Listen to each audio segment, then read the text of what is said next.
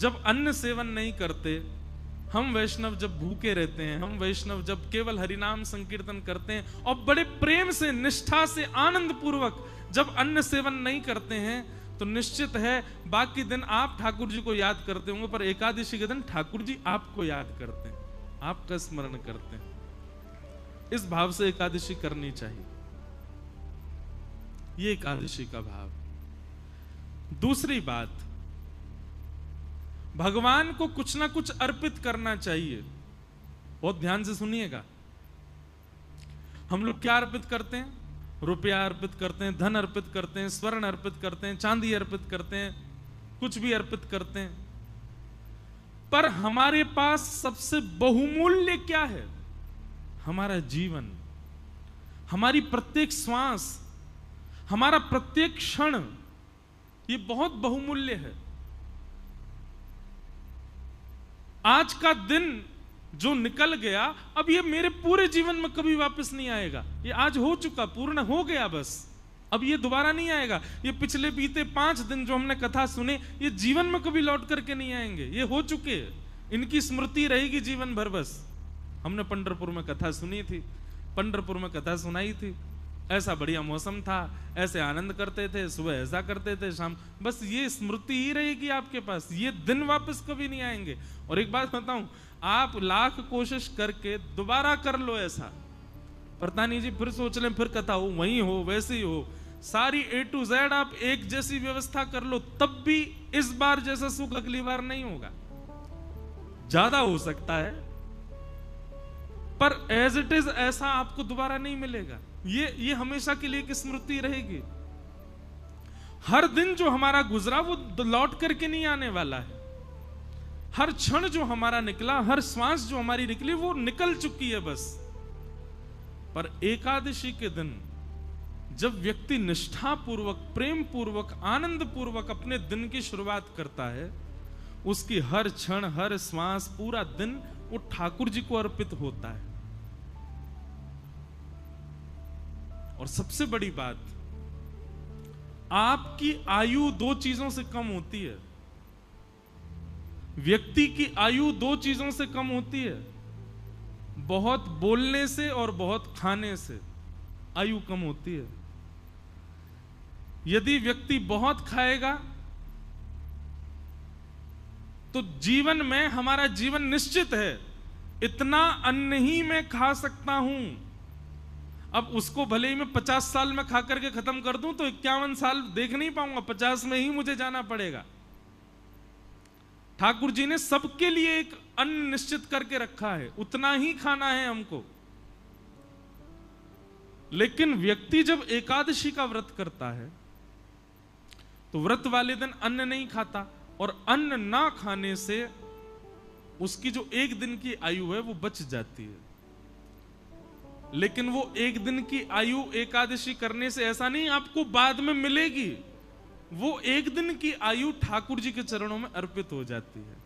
व्यक्ति ने अपना 1 दिन प्रदान कर दिया ठाकुर जी को। नाथ, मेरी प्राण सबसे बहुमूल्य, मेरी आयु बहुत बहुमूल्य है, मैं अपनी आयु 1 दिन की ही कर, अब इससे ज्यादा तो क्या करूं, मां कलियुगी पापी जीव हूं मैं, पूरी तो दे ही नहीं पा रहा। कम से कम महीना में ये 2 बार की एकादशी की 2 दिन की आयु आपको प्रदान कर रहा हूं। ठाकुर जी को चाहिए नहीं, पर प्रियतम को प्रसन्न करने के लिए कुछ तो बहुमूल्य दें, तो हम अपनी आयु ठाकुर जी को अर्पित करते हैं कि नाथ ये आयु आपके। अच्छा, आयु ठाकुर जी को देते हैं मतलब अपना 1 दिन पूरा हम ठाकुर जी को दे चुके हैं। हमारे जीवन में 365 दिन है, हर दिन हम किसी ना किसी को दे रखे हैं। विशेष रूप से किसको दे रखा है? 2 लोगों को, एक तो लक्ष्मी को, दूसरा अन्न को। इन दोनों को हम हर दिन देते हैं, अन्न को भी हर दिन देते हैं, लक्ष्मी को भी हर दिन देते हैं। लेकिन ये एकादशी के दिन जब आप व्रत करते हो तो पूरा दिन ठाकुर जी को अर्पित हो जाता है, ठाकुर जी को दे दिया जाता है। एक प्रकार का महादान भी है एकादशी का व्रत करना। वैष्णवों के अंदर 3 निष्ठा होनी चाहिए। पहली नाम जप निष्ठा, दूसरी एकादशी निष्ठा, और तीसरी तुलसी माला पहनने की निष्ठा, तुलसी निष्ठा। अगर आप 3 निष्ठाओं में निष्पन्न हो तो आप वैष्णव हो। तो इस प्रकार से एकादशी व्रत का महात्म और महत्व बतलाया गया। व्यक्ति की सामर्थ्य हो तो उसको निश्चित ही एकादशी करनी चाहिए। और मैं बार बार एक ही बात कह रहा हूं, प्रसन्नता पूर्वक गौरव करके और बहुत एक्साइटमेंट में एकादशी का व्रत किया करो। कहीं सुबह उठते ही महाराज पता चल गई नाश्ते में क्या बनाया, बोले आज तो बेटा नाश्ता में फल मिलेंगे, क्यों एकादशी, और आपको अरे आज एकादशी है, उसी समय तोड़ देना एकादशी। और तोड़ क्या देना, टूट ही गई एकादशी। जैसे ही आपकी निष्ठा विफल हुई एकादशी टूट जाती है। लोग सोचते हैं नमक खाने से, जे खाने से एकादशी टूटती है। नहीं, आप जैसे ही अश्रद्धा रखते हैं, 1% भी अश्रद्धा होती है, उसी समय आपकी एकादशी टूट जाती है, आपका व्रत टूट जाता है। दूसरी बात, व्रत कब टूटता है? अब आप अन्न ना खाने को तो इतनी प्रायोरिटी दे रहे हो, नहीं नहीं नहीं अन्न नहीं खाना है, आज तो एकादशी जे, और वैसे बेचारे किसी का हृदय दुखा रहे हो, किसी को गालियों पे गालियां दिए जा रहे हो, किसी का हक मार रहे हो, किसी के साथ में बुरा कर रहे हो। क्षमा करो, ऐसी एकादशी बिल्कुल मत रखो। एकादशी को भी रहता होगा कि भाई ऐसे व्यक्ति के पास मैं रहूं क्यों जो इतना बुरा करे। मतलब एक दिन तो आप कम से कम, जैसे हॉलीडे होता है ना, छुट्टी होती है, एकादशी के दिन अपने अवगुणों को छुट्टी रखा करो। आज चाहे कोई कुछ कर ले, पत्नी कितना भी चल, मैं क्रोध ही नहीं करूंगा, बच्चे चाहे कुछ भी कर ले, आज क्रोध नहीं करना, आज क्रोध की छुट्टी है। पता चला पूरा परिवार इंतजार कर रहा है एकादशी कब आएगी, उस दिन क्रोध तो करेंगे नहीं। अच्छा देखो कितना अच्छा व्रत। मैं तो कहता हूं कथा में कि एकादशी पर केवल अन्न छोड़ने वाला नियम नहीं, 2-4 नियम और करो। जैसे पूरे दिन मुस्कुराहट रखो मुख पर, चाहे कुछ हो जाए आप प्रसन्न ही रहो। कितना अच्छा, ऐसी एकादशी करो। व्रत है, बोले काय बात का व्रत है? प्रसन्न रहने का व्रत है। आज प्रसन्न ही रहूंगा मैं। बच्चे बेचारे ऊधम मचा रहे हैं और आप मुस्कुरा करके देख रहे हो। उसने गिलास तोड़ दिया, आप खुश हो। द्वादशी आने दे बेटा, तुझे देखता हूं मैं, रुक जा, आज कर ले तेरा जो मन है, बहुत बढ़िया, आनंद करो। ऐसा नहीं, एक भाव है, प्रसन्न रहो। एकादशी का मतलब है अवकाश। तो अवकाश केवल अन्न को ही क्यों दिया जा रहा है? उन सब चीजों को दो जिससे आप संसार में एग्जिस्ट करते हो। और मैं तो भाई खुलेआम कहता हूं, आज की डेट में अन्न छोड़ना कोई बड़ी बात नहीं है। बच्चे, आजकल के बच्चे 2-2 बजे तक तो वैसे ही भोजन नहीं करते, आधा एकादशी तो उनकी रोज ही होती है।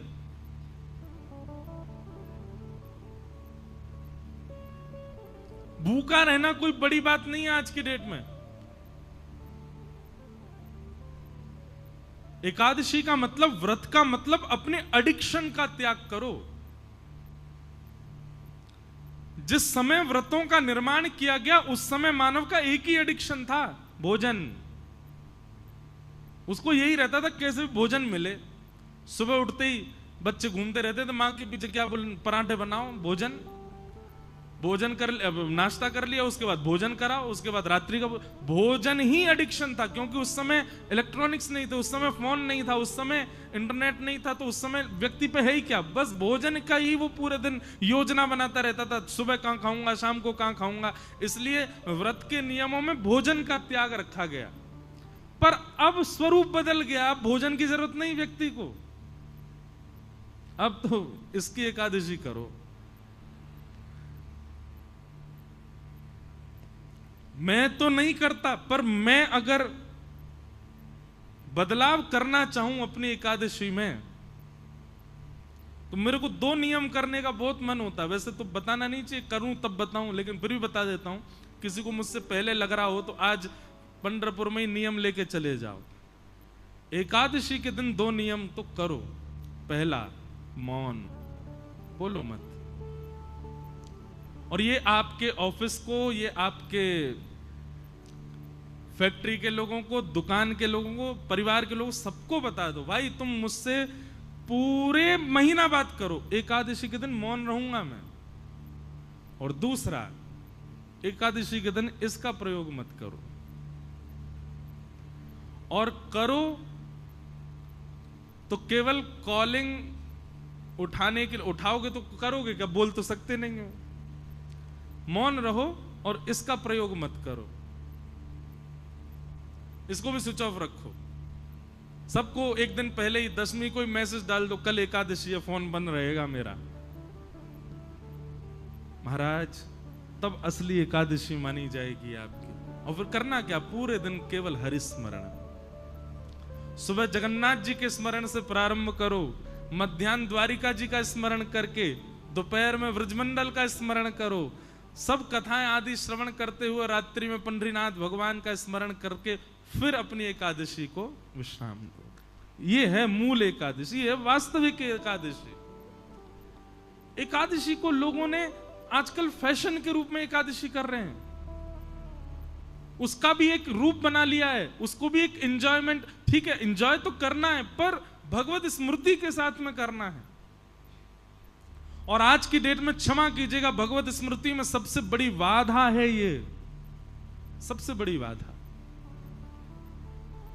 अब प्रयोग करने के ऊपर है, आप किस रूप से उसका प्रयोग करते हो। तो एकादशी व्रत करो, और व्रत किसका करो, अपने एडिक्शन का व्रत करो, अपने बुरी भावनाओं का व्रत करो, अपनी बुरी आदतों का व्रत करो, उन सब बातों का व्रत करो जिनके बिना आप रह ही नहीं पाते हो। उनका व्रत एकादशी के दिन हो, तब आपकी मूल एकादशी।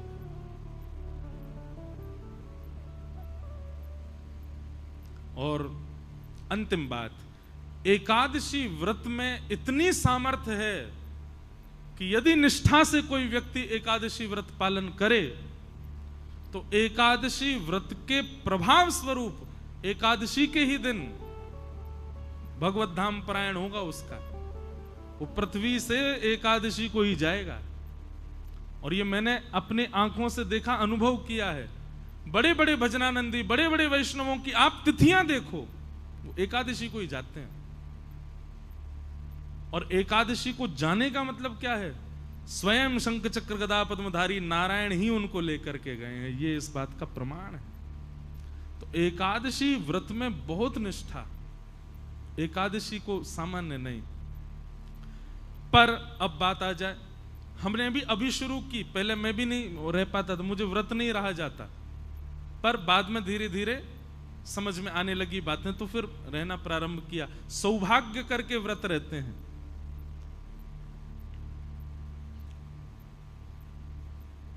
लेकिन अब कई जगह एकादशी निषेध है, जैसे जगन्नाथपुरी में वहां एकादशी नहीं होती, जैसे हमारे श्री वृंदावन के राधा वल्लभ जी मंदिर में वहां एकादशी का भाव नहीं, जैसे वृंदावन के बिहारी जी में, वृंदावन बिहारी लाल जी में भी एकादशी नहीं होती। हरिदासी परंपरा, हरिवंशी परंपराओं में एकादशी का भाव नहीं।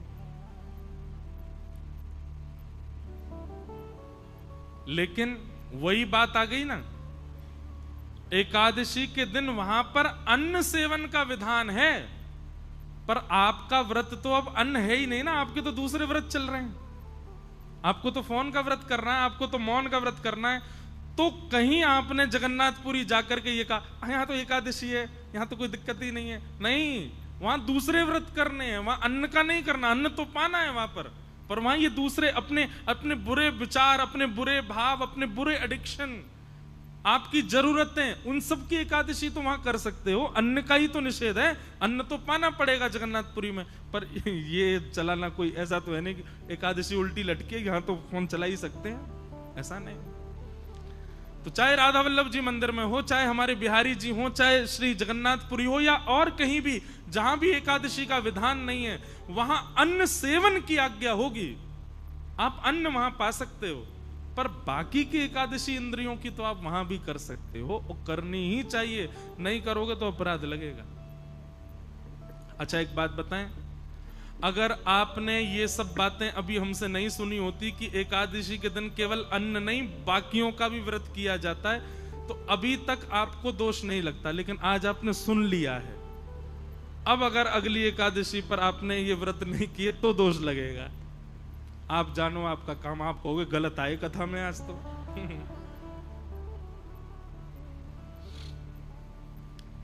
अब सुन लिया है ना आपने, अब तो आपको पालन करना पड़ेगा। फोन ही नहीं, चलो आप कहोगे ऐसा हमारा काम है कि बिना फोन के तो एक दिन नहीं चलेगा। वैसे तो व्रत ऐसा ही होना चाहिए जिससे एक दिन चल ही नहीं पाए उसी का व्रत करो, वही तो व्रत है फिर। लेकिन फिर भी कुछ न कुछ नियम ऐसे बनाओ। केवल जीव की क्यों होती है एकादशी? ये 10 इंद्रियां हैं, 10 में से चुनिए और हर एक की एकादशी करवाओ। आंखों की भी, कानों की भी, जीव की भी, त्वचा की भी, हाथ की भी, पैर की भी, अपनी गुप्त इंद्रियों की भी एकादशी। एकादशी ठाकुर जी उस दिन आंख खोल करके देखते हैं ठाकुर जी कौन कौन मुझे याद कर रहा है। इसलिए एकादशी व्रत करो, कंठी माला पहनो, तुलसी व्रत करो और नाम जप करो। ये 3 व्रत धारण करो। इस प्रकार एकादशी व्रत की बात बताई गई और अब यहां से प्रारंभ होता है रास पंचाध्याय, रास की कथा। बहुत सावधानी से सब लोग प्रसन्न मुद्रा में विराजिएगा। अच्छा, हमारी किसी ने कथा सुनी हो, हमने एक बात बताई है कथा में कि जब रास बिहार होता है ना, तो किशोरी जी की जो नृत्य की मुद्रा है ना, किशोरी जी जब नृत्य करती हैं तो उनकी ऐसे भुजा रहती है। किशोरी जी उर्ध बाहु होकर के नृत्य करती हैं और ठाकुर जी ऐसे ही नृत्य करते हैं। यही इनका स्वरूप है, नाचने का यही तरीका है ठाकुर जी का। इसीलिए रास बिहार करते करते किशोरी जी ऐसे नाच रही थी, ठाकुर जी ऐसे नाच रहे थे। जब दोनों समीप होके एक हुए तो बाम अंग में श्री जी और दाहिने अंग में ठाकुर जी प्रकट हो गए, श्रीनाथ जी। वही है हमारे श्रीनाथ जी। ये श्रीनाथ जी जो हैं ये अलग नहीं है, किशोरी जी और ठाकुर जी का मिलित स्वरूप है। ये बाम अंग जो है ये किशोरी जी हैं। इस प्रकार से बुझाए ठाकुर। कल हमारे लाल जी आए थे ना, उनका बाम अंग जो है, मेरे को कई लोग कहते हैं लाल जी के साथ में लाडली जी को भी रखो महाराज। मैंने कि तुमको दिख नहीं रही है, लाडली जी हैं। ये लाडली जी तो है, आधी जो है, आधी नहीं कहेंगे। एक रसिक उसका एक और भाव बताते हैं कि श्रीनाथ जी का जो स्वरूप है वो कैसा है। किशोरी जी ऐसे हैं और श्री श्याम सुंदर ऐसे हैं। तो ये हिस्सा और ये हिस्सा दोनों एक हुए तब श्रीनाथ जी का रूप प्रकट हुआ। एक दूसरे को सन्मुख खड़े हैं तब श्री जी बाबा प्रकट हुए। बाम अंग जो है वो किशोरी जी है। तो ऐसे रास बिहार की कथा में आइए हम लोग प्रवेश करते हैं। हो जग पालन हार, जग तारण हार, वे ही हमारे श्रीनाथ जी हैं। जग पालन हार, जग तारण हार, वे ही हमारे श्रीनाथ जी हैं। आप सबको निमंत्रण दे दें। प्यारे गिरधर लाल जी कल आए थे। श्री गिरधर लाल जी का जन्मदिन होता है, जन्मोत्सव होता है मकर संक्रांति।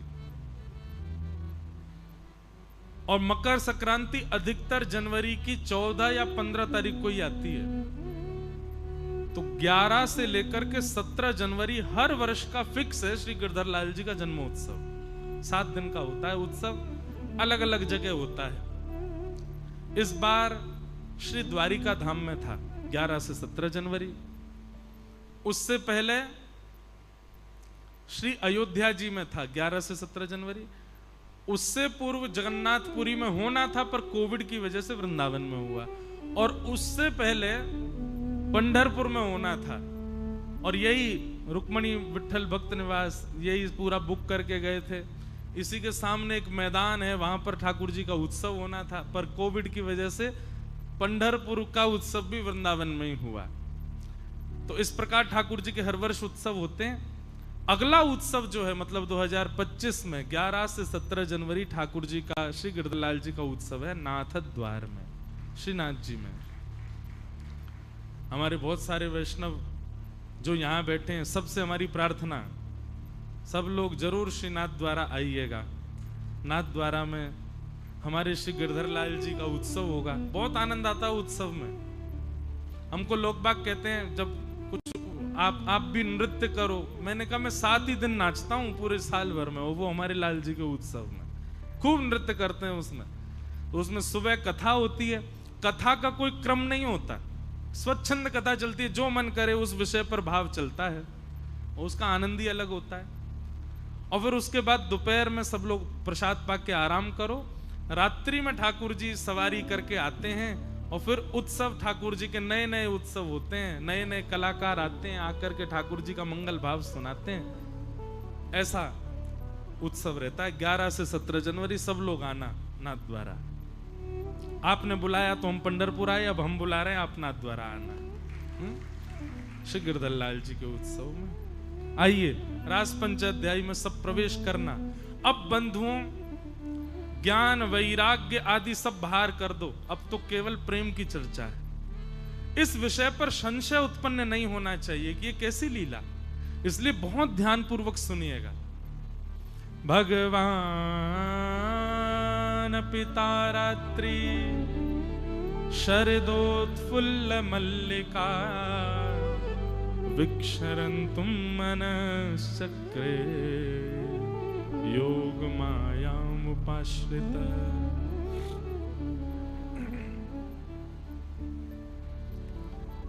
बहुत ध्यान पूर्वक सुनिएगा। भगवान ने जब चीरहरण किया गोपियों का,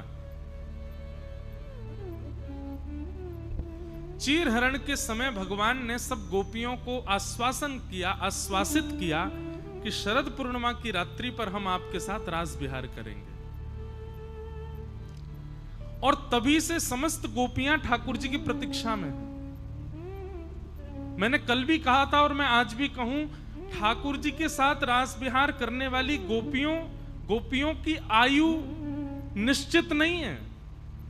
छोटी से छोटी गोपी भी है और बुजुर्ग से बिना दांत वाली गोपियां भी रास में हैं, जिनको 4 गोपियां पकड़ के लाई हैं, वो चलना भी नहीं आता उनको, चला भी नहीं जा रहा है।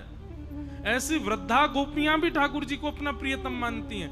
तो इतनी छोटी गोपी और इतनी विशाल, इतनी बड़ी वृद्ध गोपी भी ठाकुर जी को प्रियतम मानती है। इस बात से क्या प्रमाणित होता है?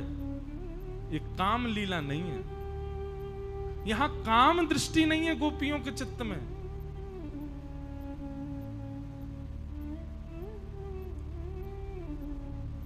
ठाकुर जी का स्वरूप बड़े से बड़े बुजुर्ग हो, छोटे से छोटे, सबको प्रिय लगता है, क्योंकि ठाकुर जी काम मर्दन ठाकुर हैं। वो काम को टिकने नहीं देते, उनके प्रति भाव वैसा प्रकट ही नहीं हो सकता। वो स्वच्छंद प्रेम है और स्वच्छंद प्रेम का ये प्रतीक होता है कि वो काम विहीन होता है। इसीलिए मैं कहा करता हूं, संसार में हर व्यक्ति से आपको प्यार हो सकता है, स्नेह हो सकता है, आकर्षण हो सकता है, प्रेम नहीं हो सकता, क्योंकि प्रेम स्वार्थ और काम से विहीन होता है। और संसार में आपका किसी से भी संबंध बिना स्वार्थ और बिना प्रेम के नहीं होता, बिना काम के नहीं होता। हर किसी का हर किसी से स्वार्थ है। सुर नर मुनि जन की यह रीति, स्वार्थ लाग कर ही सब प्रीति। सब स्वार्थ के लिए प्रीति करते हैं। बुरा नहीं मानिएगा, आज मैं कथा कर रहा हूं तो मेरा कथा सुनाना और आपका उस कथा में कुछ भाव ग्रहण करके अपने जीवन के प्रश्नों के उत्तर ग्रहण करना, यह भी एक सूक्ष्म स्वार्थ है। इसीलिए प्रेम है। जिस दिन वो स्वार्थ सिद्ध हो गया, अब नहीं बन रहा काम, तो होगा कि वह प्रेम धीरे धीरे कम हो जाएगा, लेकिन वो प्रेम है ही नहीं। प्रेम के 2 स्वरूप समझिएगा। प्रेम का पहला स्वरूप कि जहां काम और स्वार्थ है, वहां यदि आपका आकर्षण है तो वो आकर्षण है, वो प्रेम नहीं है। और दूसरी बात, प्रेम का एक स्वरूप होता है, चाहे जो हो जाए प्रेम प्रतिदिन बढ़ता है, कम कभी नहीं होता। एक माता जी मेरे को कल परसों बोली कि भजन में वर्धमान कैसे रहे हम। बहुत ध्यान से सुनिएगा। मतलब आज जितना भजन हुआ, आज जितना प्रेम से ठाकुर जी का स्मरण हुआ, कल उससे ज्यादा प्रेम से भजन और स्मरण होना चाहिए, ऐसी शास्त्रों की आज्ञा है। पर यह कैसे संभव होगा? मैंने कहा क्यों संभव नहीं है ये बताओ। बोले घर के इतने वो रहते हैं, कलेश रहते हैं, जे रहते हैं, वो रहते हैं। तो एक उत्तर मन में आया, व्यक्ति ऑफिस जाता है, स्कूल जाता है, कॉलेज जाता है, एग्जामिनेशन में जाता है या कहीं भी जाता है, और उस समय वो वहां जाकर के अपने घर की पीड़ा अगर बताने लग जाए तो सामने वाला क्या कहेगा? ये घर की बात घर छोड़ के आओ, तुम स्कूल में हो, यहाँ घर को क्यों लेके आए?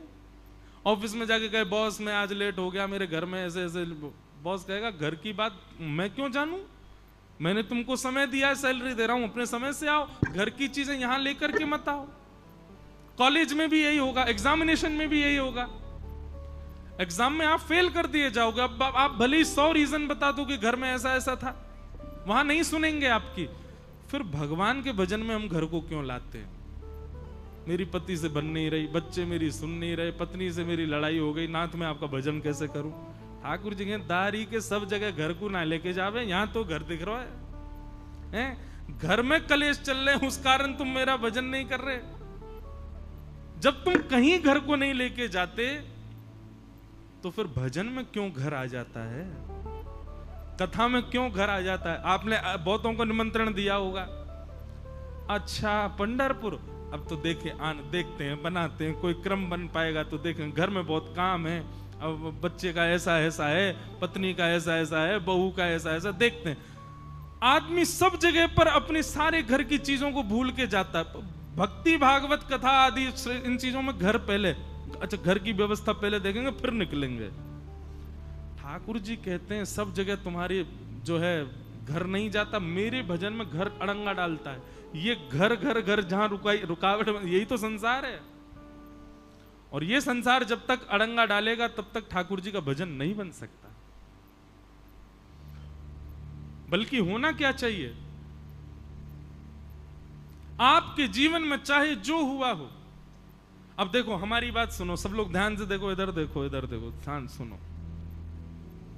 हम यहां बैठ के कथा सुना रहे हैं, 7 दिन का हमारा फिक्स है कि हमको कथा सुनानी है, चाहे मेरे घर में कुछ हो जाए, चाहे मेरे निज जीवन में कुछ हो जाए, लेकिन मुझे 4 बजे मंच पर बैठना है, मुझे प्रसन्नता रखनी पड़ेगी, मुझे कथा भाव से ही सुनानी पड़ेगी। मैं आकर के मंच पर ऐसा कहूं आज मैं 15 मिनट कथा करूंगा, क्यों?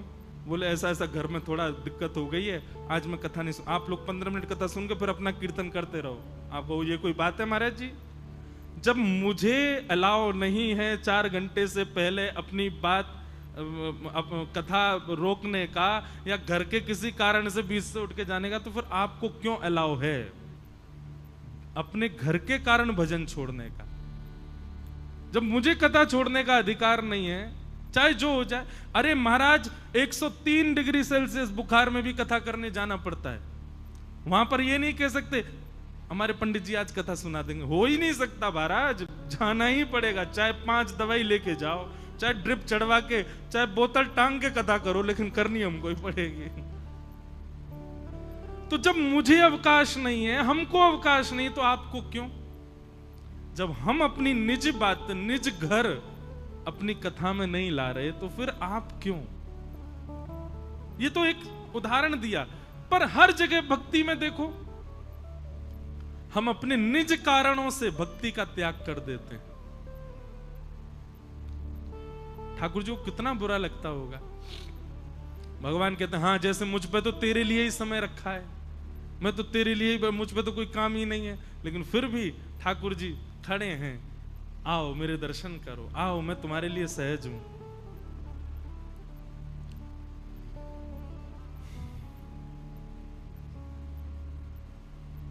तो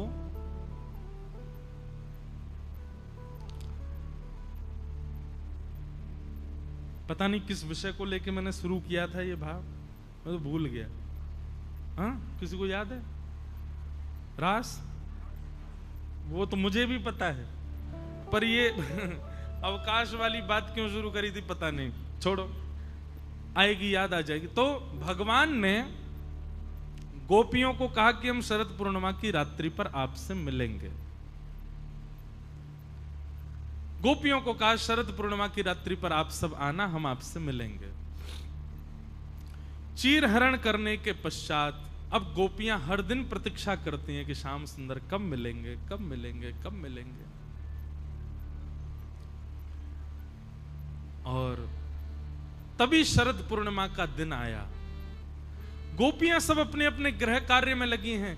कोई दूध काट रही है, कोई पति को भोजन करा रही है, सब बहुत इंपॉर्टेंट काम कर रही हैं। यहां पर जो घर के लिए बहुत जरूरी है, सारे काम गोपियां कर रही हैं इस वक्त। लेकिन कार्य करते करते मन में क्या सोच रही हैं? आज तो पूर्णिमा है, आज तो वही दिन है जिस दिन प्रियतम ने हमको आश्वासन दिया था कि वो हमसे मिलने आएंगे। हां, प्रेम पर चर्चा हो रही थी। बताओ यार, सुनते नहीं आप लोग? प्रेम पर बात कर रहे थे हम। उसमें हम ये कह रहे थे कि प्रेम जो है दो कंडीशंस में नहीं होता, एक तो काम और एक स्वार्थ। और प्रेम का ये स्वरूप बताया था कि प्रेम जो है वो प्रतिदिन बढ़ता है।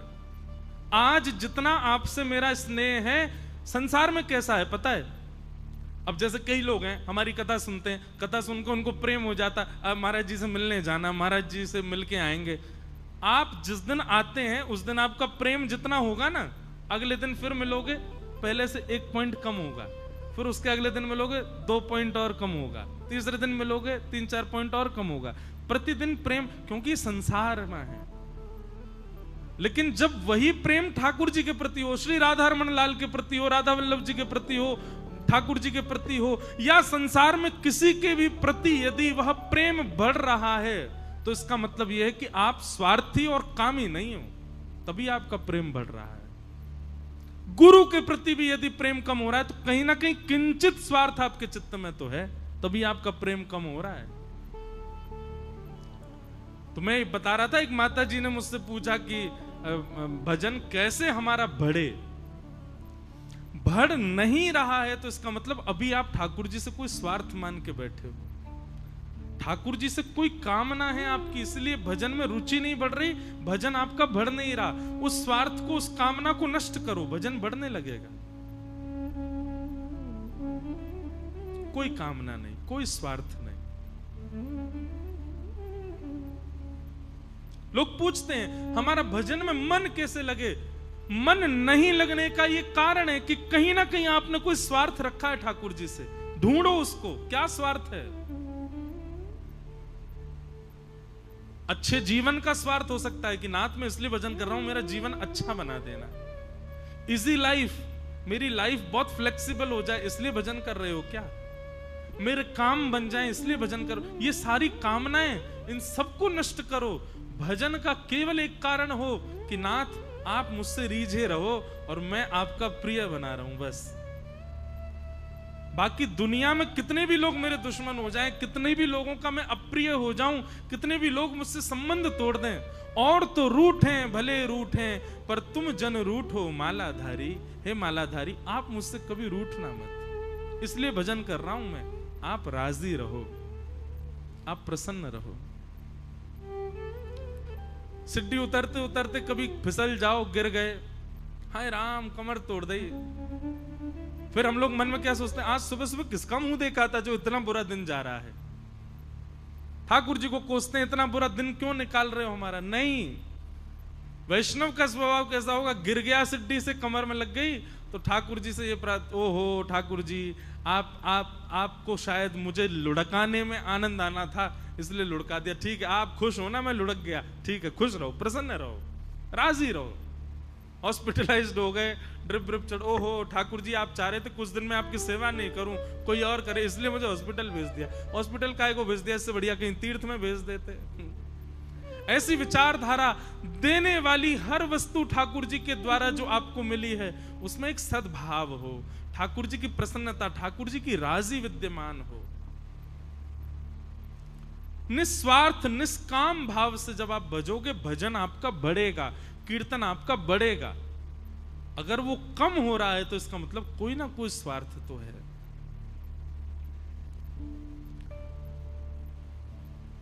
गोपियां अपने बहुत जरूरी कार्यों में लगी हैं, लेकिन तभी शरद पूर्णिमा का चंद्रमा उदित हुआ और जैसे ही गोपियों को वो चंद्रमा दिखाई दिया, गोपियां व्याकुल हो गईं। ये तो वही तिथि है, ये तो वही दिन है जिस दिन श्याम सुंदर को हमसे मिलना है। लेकिन फिर भी गोपियां जा नहीं रही हैं ठाकुर जी के पास। क्यों? एक बार और कन्हैया बस बुला ले हमें, कोई संकेत कर दे कि वो हमारी प्रतीक्षा, हम अभी भाग चलेंगे। ठाकुर जी को ये बात पता चली कि गोपियां मानिनी बन के बैठी हैं, सोच रही हैं एक बार और निमंत्रण भेजूं।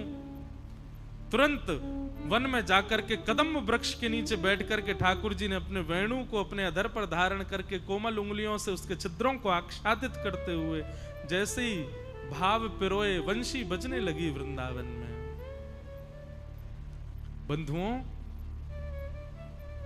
एक बात बताऊं, बहुत काम की बात।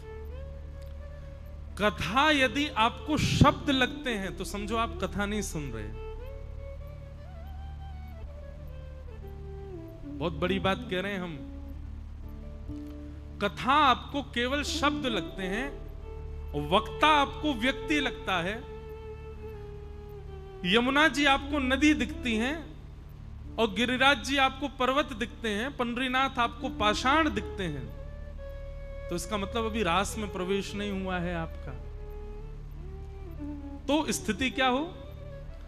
बोले कथा जो है, कथा के शब्द जो हैं, ये साक्षात भगवत निमंत्रण जैसे लगने लगे कि ये शब्द ठाकुर जी ने इन व्यास जी से मुझे सुधरवाने के लिए बुलवाए हैं। ये ठाकुर जी इनसे इसलिए बुलवा रहे हैं मैं सुधरूं। वक्ता आपको साधन दिखाई दे कि ये वंशी है, ठाकुर जी के अधर पर धरी है और ठाकुर जी बजा रहे हैं और ये बज रहे हैं, ये बोल रहे हैं। यमुना जी जल नहीं है, साक्षात भगवान की प्रिय सी पत्नी है। गिरिराज जी पर्वत नहीं है, ब्रज की रज रज नहीं है, ठाकुर जी के चरण चिन्ह है। और ये पाषाण नहीं है, साक्षात मेरे गिरधर लाल है, साक्षात मेरे परमात्मा है। ये दृष्टि जब बदलने लग जाए, मतलब जड़ वस्तु से आपको चैतन्यता का अनुभव होने लग जाए, समझो अब रास में प्रवेश हो रहा है। अब रास में आप प्रविष्ट हो रहे हो। आपको यमुना जी में जल की भ्रांति, गिरिराज जी में पर्वत की भ्रांति, वृंदावन की रज कण में धूल की भ्रांति है, और श्री पंडरीनाथ भगवान राधा रमन राधा वल्लभ बिहारी जी में मूर्ति की भ्रांति है, वैष्णवों में इंसान की भ्रांति है, कथा में शब्द की भ्रांति है। तो समझो अभी राज से दूर हो आप। ये शब्द नहीं है, ये अक्षर नहीं है जो यहां बोले जा रहे हैं। हाँ, यहां से उतरने के बाद मैं कुछ भी बोल, वैसे तो मैं बोलता ही नहीं, 1 घंटा मौन रहता, लेकिन यहां से जाने के बाद मैं कुछ भी बोलूं वो शब्द लगे, पर यहां बैठ करके तो आपको ये वेणु की ध्वनि से कम ना लगे, आपको लगे ये तो मेरे लिए ही कही जा रही है, ये तो ठाकुर जी का मेरे लिए ही आज्ञा हो रही है। ये कथा शब्द नहीं है।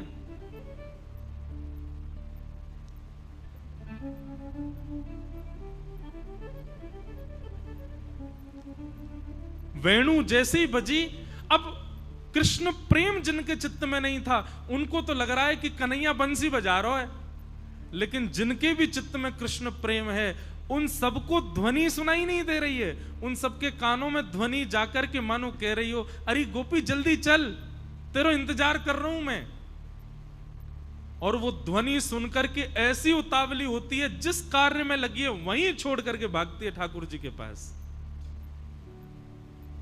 समझ में आई बात? कथा सुनकर के वापस घर जाने की इच्छा हो गई तो समझो अभी आपने कथा सुनी, लेकिन कथा सुनकर के वृंदावन भाज गए तो समझो कि नहीं नहीं, ठाकुर जी की वंशी सुनी है, ठाकुर जी का वेणु रव सुना है, आपने शब्द नहीं सुना है, आपने ठाकुर जी की भाव सुन लिया है। भाई मेरी कथा ज्यादा सुना मत करो, नहीं तो मैं आपके घर बार सब छुड़वा दूंगा और अपने संग ही रख लूंगा। चलो ये जितने ताली बजा रहे हैं ना, संग रह के पता चलेगी। संग वालों से पूछो कितना परेशान करता हूं मैं। अभी मैं 1 महीना के लिए विदेश गया, अंतरंग बातें बता रहा हूं। जिस दिन मेरे आने की समय तिथि निश्चित हुई, उन सब सारे हमारे परिकर के बोले भैया सुनो, प्रिंसिपल वापस आ रहा है। और विशेष रूप से तो ये सब ब्राह्मण देवता हमारे सब संगी रहते हैं, इन सब का ही आशीर्वाद से ही मैं कथा करता हूं। इनका तो आराम मुझे भाता नहीं। ये प्रेम से भोजन कर रहे होंगे तो मैं कुछ कर दूंगा, ये सो रहे होंगे तो मैं कुछ कर दूंगा। अब हम घर से बाहर इतना रहते हैं, इनके संग उधम ही करते रहते हैं। लेकिन ये बात सत्य है, मैं भी इतनी कथा कर करके मेरी स्थिति भी ऐसी हो गई कि मेरा मन तो करता है कि मैं घर जाऊं, पर घर जाते ही हो कि कब भागूं यहां से, कब चलूं बाहर, फिर से कथा करने जाऊं, अब नहीं रुक पाता घर। तो मैं तो भैया कहूं, अभी आपको एक पहले ही कह दे रहा हूं, ज्यादा मत सुन लेना, नहीं तो आप संसार के लायक रह नहीं पाओगे, फिर आप ठाकुर जी के ही रहोगे। और सुनिए, अगर ऐसी स्थिति हो जाए तो परेशान मत होना, आ जाना हमारे पास। बढ़िया नई नई जगह कथाओं में चला करेंगे, बढ़िया आपको भी कोई ना कोई सेवा दे देंगे। और सबसे बढ़िया सेवा तो कथा बैठ के सुनो। एक बालक है यहाँ पे, कहाँ है वो, बाइक से घूमता है, हाँ, वो नासिक की कथा से अभी तक सब छोड़ दिया, घर परिवार सब छोड़ छाड़ करके सब कथाओं में आ जाता है अपने खर्चे। मैंने भाई कैसे चल रहा है तुम्हारा, बोले सब ठाकुर जी कर रहे हैं। तो भैया सावधान रहिएगा, नहीं तो सब छूटने की पूरी पूरी गुंजाइश है कथा में। गोपियां सब छोड़ करके भागी, कोई अपने पति को भोजन करा रही थी, कोई अपने बालक को सुला रही थी, कोई दूध काट रही थी, कोई सीरा बना रही थी। और जिस सिचुएशन में जो जहां थी वहीं से ही भागी है ठाकुर जी के पास। ये भी विचार नहीं किया पति क्या सोचेगा, अरे बालक का तो सुलाना मां का धर्म है, उसको भी छोड़ के चली गई। घर परिवार के कार्य होते हैं, अरे कहां तक कहें, नारी का सौभाग्य श्रृंगार है। कोई गोपी अपना श्रृंगार कर रही थी, आधा ही श्रृंगार हुआ था कि वेणु की ध्वनि आई, आधे श्रृंगार में ही भाग गई। ये भी विचार नहीं किया पूरा तो कर लूं। ठाकुर जी जब चित्त में विराजमान हो जाते हैं तो ऐसी स्थिति हो जाती है, फिर आपको यह नहीं रहेगा कि मैं संसार की व्यवस्था को व्यवस्थित करके जाऊं। असली तीर्थ जाना, असली वृंदावन आना तभी समझिएगा जब आप जैसा है वैसा ही सब छोड़ के आ जाओ। अरे 5 दिन का काम एक ही दिन में निपटा दिया कि 5 दिन मुझे कोई तंग नहीं करेगा। घर परिवार के सब काम फिक्स कर दिए, इसका ये कर दिया, इसका ये फिक्स करके सब कुछ जाना, ये नहीं होता वृंदावन जाना। वृंदावन जाने की तो मैं तो सत्य बताऊं, जाने की टिकट निकलवाया करो, लौटने की नहीं। लौटने की वहां जाके देखेंगे क्या होगा। ठाकुर जी के अगर ऐसी इच्छा हुई, मन नहीं लगा वृंदावन में, तो ये समझ जाना कि ठाकुर जी कह रहे हैं अब जाओ वापस, और नहीं तो वृंदावन में पड़े रहो, आनंद आएगा। सब कुछ समेट करके जाना ठाकुर जी के पास, ये ठाकुर जी के पास जाना नहीं होता। जो जैसा है वैसे ही छोड़ के भागो ठाकुर जी के पास। एक हनुमान जी का एक मंदिर है मध्य प्रदेश में। एक व्यक्ति की हनुमान जी में बड़ी निष्ठा, वो नित्य हनुमान जी का दर्शन करता था, और हनुमान जी को जैसे ही देखता था उसकी ना जाने क्यों 2-4 घंटे की समाधि लग जाती थी मंदिर में ही। उस व्यक्ति का पुलिस में सिलेक्शन हो गया। अब थाना जो था वो हनुमान जी के मंदिर के बिल्कुल बगल में।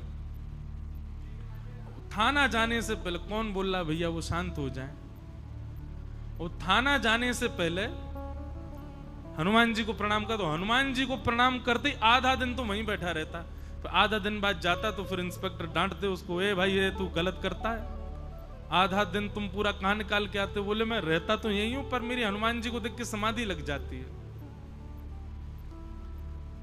सब लोगों ने खूब डांटा फटकारा, बड़े अफसरों ने कह दिया कल से तूने ऐसा किया तो हम तुझे नौकरी से निकाल देंगे। उसने कहा ठीक है, कल मैं हनुमान जी को देखूंगा ही नहीं, मैं ऐसे ही आ जाऊंगा। अब वो जैसे ही अपने स्टेशन पर जा रहा था, पुलिस स्टेशन, तो बगल में हनुमान जी हैं। अब बेचारे ने खूब आंख बचाने की कोशिश करी, नहीं देखूं नहीं देखूं नहीं देखूं, पर दृष्टि उसकी चली गई। और जैसी दृष्टि गई, अब उसने कुछ विचार नहीं किया क्या होगा मेरी नौकरी आदि का, वहीं छोड़ के अपना साधन और भीतर जाके हनुमान जी के पास बैठ गया, रोने लगा। बोले नाथ, मेरा संसार तो छूट ही रहा है, आपका इतना भजन करता हूं मैं, पता नहीं क्यों आपको देखते ही मेरी समाधि लगती है, पर मेरा घर बार कैसे चलेगा नाथ? अब संसार में भेजा है तो घर बार चलाने के लिए भी तो भेजा है ना आपने, वो कैसे सब होगा? बैठा रहा, और दिन तो 4 घंटा बैठता था, आज 8 घंटा बैठा रहा हनुमान जी के सामने ही। 8 घंटा बाद उसको लगा अब नौकरी तो मेरी चली गई, आज तो मैं निकल जाऊंगा। शाम हो गई थी, मंदिर से बाहर निकल, सत्य घटना है ये, वो हनुमान जी का मंदिर प्रसिद्ध है।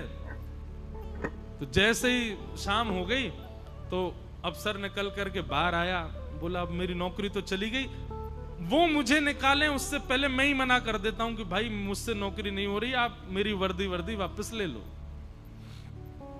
अंदर जाकर के अफसर बैठे थे, उससे जाके उसने कहा महाराज मुझसे नहीं हो पाएगा, ये नौकरी तो मेरे बस की बात नहीं है, आप वर्दी ले लो। बोले क्यों, क्या हो गया? बोले देख नहीं रहे आप, मैं ड्यूटी पे नहीं आ पाता, मैं कोई काम ढंग से नहीं कर पाता, कैसे करूं? इतने दिन हो गए मैं एक भी दिन समय पे नहीं आया। बोले आज तो भाई तू हमारे संग खूब बढ़िया आनंद करके आया है, आज तो सब ठीक था, बस ऐसे ही करना, जैसे आज किया वैसे ही करना रोज। बोले आज किया वैसे ही करना मतलब? आज तो मैं आया ही नहीं ड्यूटी पे। बोले तुम पागल हो गए हो, कुछ खा पी के आ गए हो क्या? क्या बोल रहे हो आए नहीं? जेल में बेचारा एक आदमी फूटा पड़ा था, बोले देख कितना मारा तूने इसको, इसके बाल पकड़ के खींच के लाया, इतने दिन से ढूंढ रहे थे इसको, तू नहीं पकड़ा आज, और तू कह रहा है कि मैं आज आया नहीं। उसके आंख भर आई, बोले महाराज सत्य बता रहा हूं, मैं आज सुबह से मंदिर में ही बैठा था, मैं तो आया ही नहीं हूं स्टेशन पर। सब इकट्ठे हो गए, बोले तू नहीं आया? तो बोले ये तो हमारे संग गया है, सब किया है, सब ऐसा हुआ है। तुरंत दौड़ करके गया, हनुमान जी के जाके चरणों में प्रणाम किया, अफसर को बताया, बोले आज मेरी लाज बचाने के लिए मेरी जगह नौकरी करने हनुमान जी आए थे और यही करके लाए महाराज सब कुछ। तब से उनका एक नाम भी है कुछ, कौन से, कोई नाम बोला क्या? एक हनुमान जी हैं मध्य प्रदेश में, तो एक हनुमान जी का मैंने एक भाव बताया, पर ऐसी क्रिया हमारे पंडरीनाथ भगवान ने कितनी की। त्रिलोचन नाम के भक्त हुए, उनके यहां कोई सेवक नहीं था, उनके कोई संतान नहीं थी, श्री पंडरीनाथ भगवान कितने दिन सेवक बन के उनके यहां पर रोटी बनाते, वैष्णवों को भोजन कराते, त्रिलोचन जी के हाथ पांव दबाते। आज ही मैंने एक सुंदर चरित्र सुना, श्री तुकाराम जी महाराज, वो नित्य जाते थे कीर्तन करने के लिए, तो उनके एक फिक्स पखावज वादक थे, वही पखावज बजाते थे। लेकिन आज पुणे के पास में कहीं पर कीर्तन होना था और पखावज वादक जो था उसको बुखार आ गया, तो तुकाराम जी महाराज बोले थोड़ी देर प्रतीक्षा करते हैं, आ जाए तो अच्छा, नहीं तो फिर देखेंगे, किसी और को बैठा देंगे। थोड़ी देर प्रतीक्षा करते रहे, इतने में ही वो जो पखावज वादक था वो सामने से आ रहा था, लेकिन आज उसकी प्रसन्नता और उसके लटके झटके अलग ही दिख रहे थे, उसमें एक अलग ही तेज दिख रहा था। तुकाराम जी बोले आ गया, बैठो भाई। हाँ भाई, सब बैठ गए, सब मंजीरा लेके वो पखावज पे बैठ गया। तुकाराम जी ने कीर्तन गाया, महाराज ऐसे ऐसे ठेके बजाए उसने। तुकाराम जी बार बार कहें भाई आज तो इसने जीवन भर की सारी कला दिखा दी। तुकाराम जी का कीर्तन पूर्ण हुआ, वो इतना प्रसन्न, तुकाराम जी इतने आनंदित उससे। तो नियम है कि कीर्तन पूर्ण होने पर सब लोग प्रणाम करते हैं कीर्तनकार को।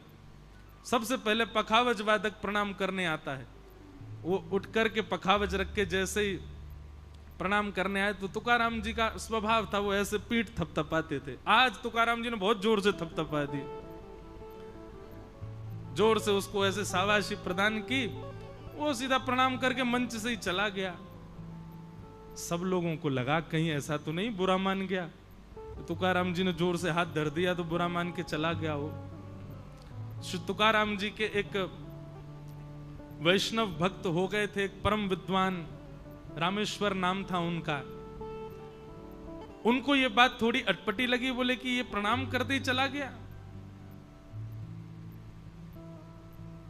तुरंत उसको ढूंढने लगे, कहीं मिला नहीं। बोले भाई बहुत बुरा मान गया, इसके घर जाके मना के लाओ। तो रामेश्वर जी उसके घर गए, पत्नी ने गेट खोला तो बोले कहां है तुम्हारा पति? ऐसे कीर्तन से उठ के आ गया बुरा मान के। बोले नहीं, आज तो सुबह से बुखार में पड़े हैं, वो तो आज कीर्तन में गए ही नहीं। बोले काय को झूठ बोलते हो? लब दिखाओ कहां है। भीतर जाके देखा तो महाराज वो तो कांप रहा था, पूरा ऊपर ओढ़ करके रजाई पड़ा था। जाके बोला ये नाटक करता है, इतना बुरा मानता है बात का? अरे तुकाराम जी तुझसे इतना प्रेम करते, रोज तेरे को आशीर्वाद देते, आज इतना बुरा मान गया तू? वो बेचारा रजाई उठाई उसने तो उसके तो पूरा मुंह लाल पड़ रहा था, पसीना आ रहे थे, वो तो भयंकर ज्वर में था। उसने कहा नहीं भगवान, मैं तो आज आया ही नहीं हूं, मेरी तो स्थिति आप देखो, चल फिर भी नहीं पा रहा, खड़ा हुआ तो गिरने लगा। रामेश्वर जी बोले तुम कीर्तन में नहीं आए थे? बोले नहीं, आज तो मैं आया ही नहीं हूं भगवान, मैं ऐसे झूठ नहीं बोल रहा हूं, मैं सच में नहीं आया था आज। तुरंत उसको अपनी गोद में उठाया, लेकर के तुकाराम जी के पास गए। सब आश्चर्यचकित, बोले ये तो अभी पखावज बजा के गया, ये इसकी हालत क्या हो गई? बोले हालत इसकी अभी नहीं, ये सुबह से ऐसी अवस्था में घर पर है। बोले तो फिर पखावज कौन बजा के गया? तुकाराम जी के नेत्र सजल हो गए। बोले आज मेरे पंडरीनाथ आए थे पखावज बजाने।